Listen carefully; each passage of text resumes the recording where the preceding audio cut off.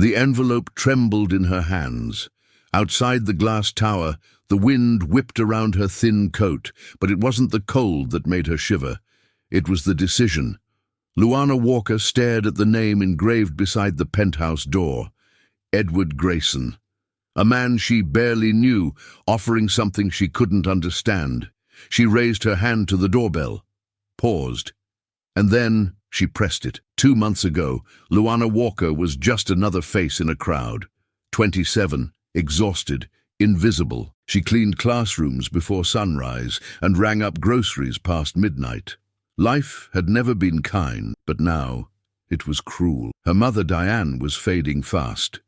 The hospital demanded immediate payment for a treatment that might save her, or let her go with dignity. Either way, the bill was more than Luana could earn in a lifetime. She tried everything, loans, charities, begging, until the only answer came in a crisp, white envelope, delivered by a man in a suit who said just one thing: "Mr. Grayson would like to speak with you, tonight." Inside that envelope, the price of a miracle. But no details, just a time, an address, and a choice. This is the story of how Luana faced the unthinkable and discovered something no one expected. But right now, she had no idea what was coming. The alarm went off at 4:45 a.m. Luana didn't hit snooze. She never did. She just lay there for a moment, staring at the cracks in the ceiling, listening to her mother's breathing from the next room. Shallow, strained. She got up quietly, moving through the apartment like someone who had memorized every creak in the floorboards. In the bathroom mirror, her reflection stared back with tired, hollow eyes. Her dark curls were pulled into a messy bun, her uniform smelled faintly of bleach, and her shoes were still damp from last night's shift. This was her life. A double shift every day, cleaning classrooms at Oak Ridge Elementary in the morning, working the register at Moe's Diner until close, every paycheck gone by the weekend, every night ending with her mom coughing, her body weaker, her spirit fading. At school, Luana scrubbed floors while students walked by, barely noticing her. At Moe's, she smiled through swollen feet, serving customers who never learned her name. She kept going because she had no other choice. But that day, a Thursday, the hospital called. Her mother had stopped responding to her current medication. The experimental treatment was the only option left. It cost over $100,000. Luana laughed when they told her. Not because it was funny, but because it was absurd. She couldn't even afford the gas to visit the hospital more than twice a week. That night, after closing the diner, she found a man waiting outside. Tall, impeccably dressed, still as stone. "Miss Walker?" he asked. She froze. "Yeah?" He handed her the envelope. "This is for you, from Mr. Grayson." "Who?" "He says you'll understand." She didn't. Not really, but the address inside was real. The meeting time was soon, and her mother had never looked so pale. Luana stood in her tiny kitchen, staring at the envelope. She should have thrown it away. Instead, she placed it carefully beside her mother's pill bottles and sat down, silent, because sometimes life doesn't break you with screams. It breaks you with silence. Luana always dreamed of giving her mother peace. Not riches, not vacations, just one day without pain. One day where Diane Walker could breathe without machines, sit by the window again, or maybe walk across the street to the park she used to clean. That was the dream. But dreams don't pay hospital bills. Over the next 48 hours, Luana did what she always did. She fought. She called every charity, filled out every online form, waited on hold for hours. Her voice cracked from repeating her story to strangers who cared only enough to say sorry. She even tried a bank.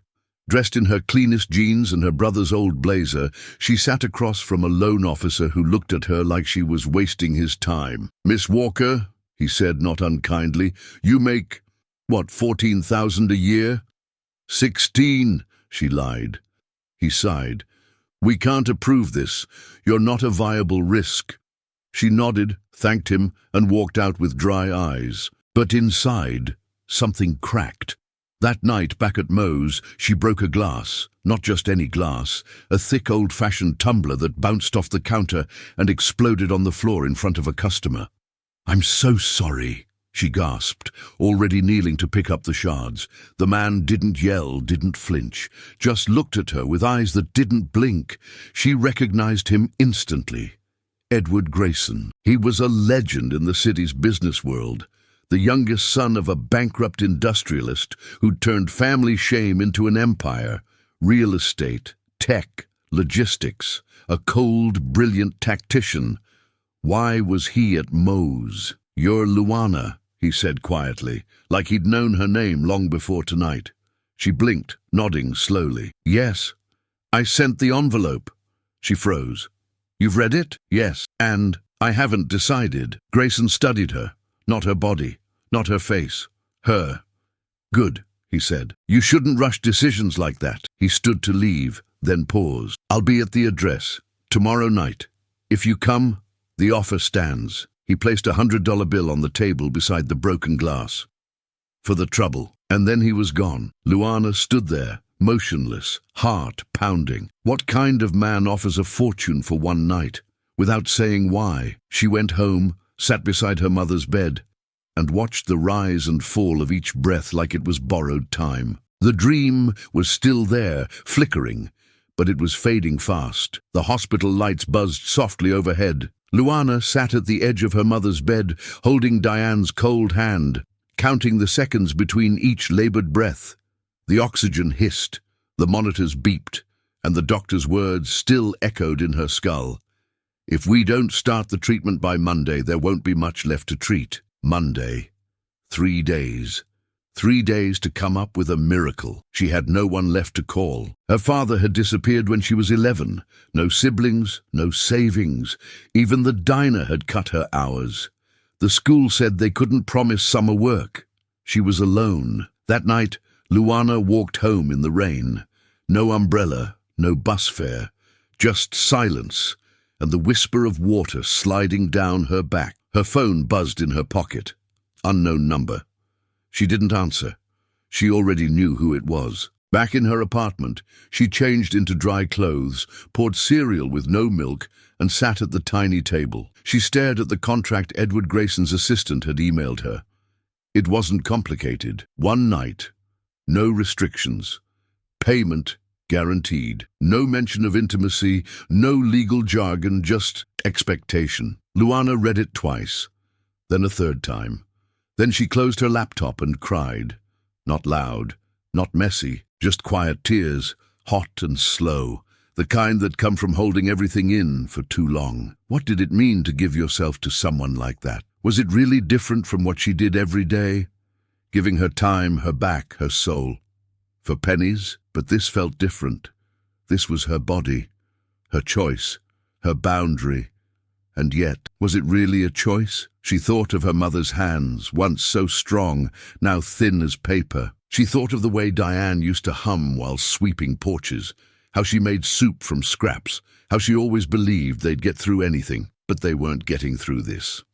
Not without help. At 2:16 a.m., Luana walked to the window and looked out over the dark neighborhood, chain-link fences, busted street lamps, the bark of a dog somewhere far. She opened her phone, scrolled to the message, pressed call. It rang twice. "Grayson," her voice cracked. "It's Luana." A pause. "I was hoping you'd call.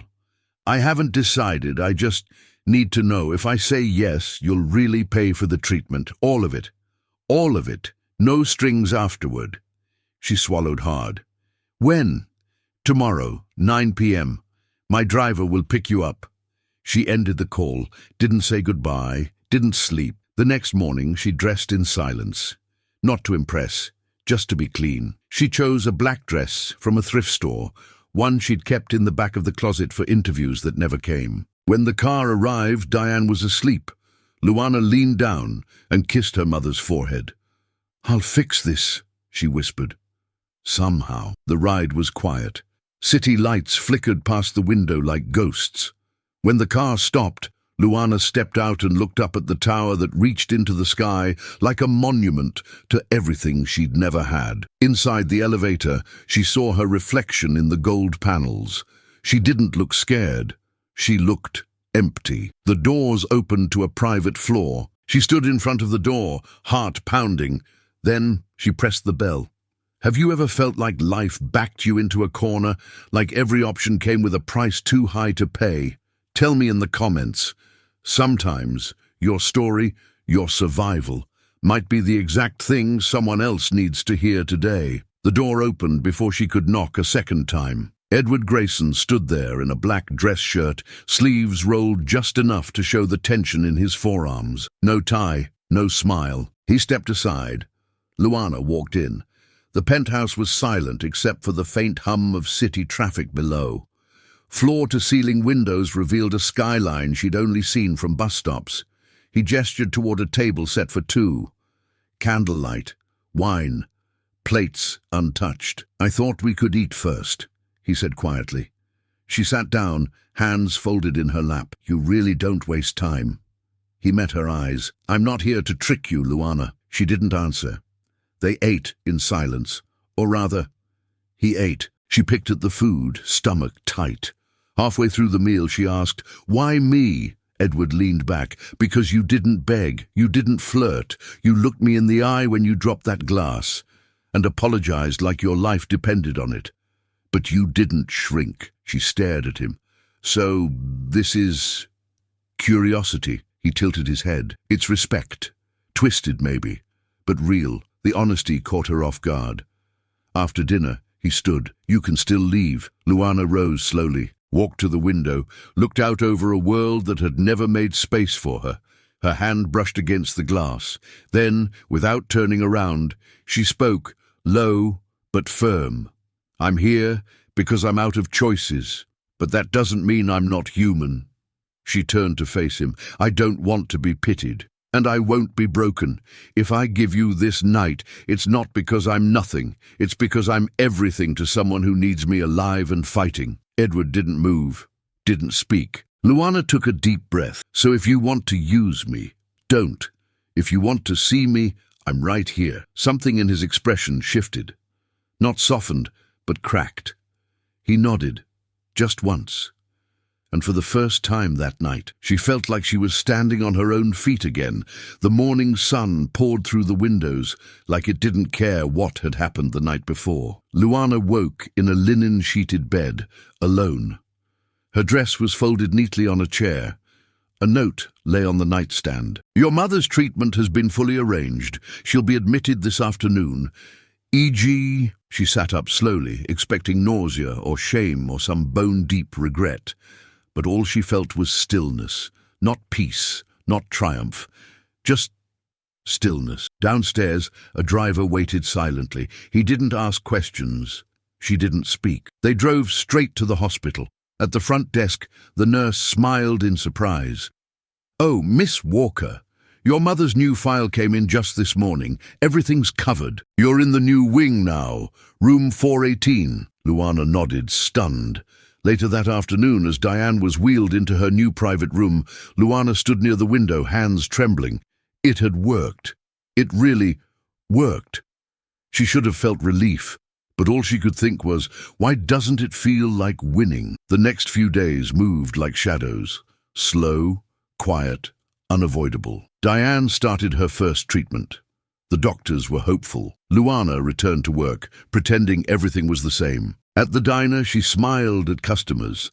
At the school, she scrubbed floors, but her body moved like it didn't belong to her anymore. And at night, she would sit by her mother's bedside, watching her sleep, waiting for something to crack open inside herself. It didn't, until Tuesday evening, when her phone buzzed with a message. Unknown number. Would you have dinner with me? No expectations, just dinner. She stared at the screen for a long time. Why was he reaching out? Why did a part of her want to answer? She didn't reply that night, but she thought about him. She thought about how he had looked at her, not with pity, but with something colder and stranger, almost like respect or loneliness. The next day, she found herself opening the message again.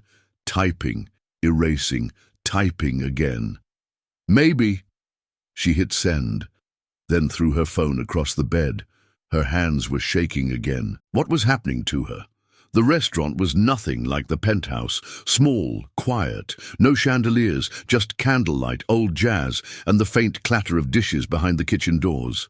Edward Grayson stood when she entered, surprised, maybe even relieved. Luana wore a simple blue blouse, no makeup, no heels. She didn't come to impress. "I didn't think you'd come," he said softly. "I almost didn't," she replied, taking her seat. "But I wanted to look you in the eye. One more time." He nodded, signaling the waiter away. "No pretense tonight." "Good," she said. "Let's not pretend anything." There was silence between them, the kind that weighs more than words. Finally, she spoke. "I didn't come here for an apology. And I don't want you to act like we're something. We're not." Edward didn't flinch. He just listened. "I sold a part of myself to save someone I love," she continued. "And I won't lie. I've thought about that night every day since. I thought I'd feel broken, but I didn't." He looked at her, his expression unreadable. "I felt aware of who I was, of how little control I ever had, but also," her voice caught for a moment, "how much I still have." Edward leaned forward, his voice low. "I never meant to hurt you, Luana. I meant what I said. I saw something in you, something I couldn't explain, something real." She stared at him. "Then why put a price on it?" Silence again. This time, it was his turn to look away. "Because I don't know how to be close to people unless I'm in control." Luana felt something soften, just a little. Not forgiveness, understanding. "You said no expectations, so here's mine. This ends tonight." Edward nodded slowly. "If that's what you want." She stood, pulled something from her bag. The contract, signed, folded, paid in full. She placed it on the table. "I'm not ashamed, but I'm also not a souvenir." Then she turned to leave. At the door, she stopped, looked back. "I hope you find someone who says yes to you because they want to, not because they have to." And then she walked out into the night, head high, heart racing, but certain. The wind hit her face as she stepped onto the sidewalk, and she closed her eyes. This time she wasn't trembling. She was free. Luana didn't go back to the diner, not right away. Instead, she spent the next few days at the hospital, helping her mother walk short distances again. Diane's color had returned, her eyes brighter. She even laughed. Not the old laugh, not yet. But it was real. They never talked about where the money came from, not directly. One morning, as Luana helped her mother brush her hair, Diane looked at her and said, "I don't know what you had to do, sweetheart, but I know you did it with love." Luana didn't answer. She just held her mother's hand a little longer than usual. Later, on the bus ride home, Luana stared out the window at the city she thought she knew. She didn't feel proud, but she didn't feel ashamed either. What she'd done would never go away. But neither would what it meant. Because survival isn't always beautiful. Sometimes it's messy, quiet, complicated. Sometimes it costs more than anyone should ever have to pay. But Luana knew this now. You are not the worst thing you've ever had to do. And sometimes dignity doesn't come from being untouched. It comes from standing up anyway. Maybe you've never faced a choice like Luana's. Maybe your battles were quieter, unpaid bills, sleepless nights, helping someone who never even knew how close they came to losing everything. But if you've ever stood at a crossroads, heart pounding, with no good option in sight, then you understand. You know what it's like to act with love, even when it hurts.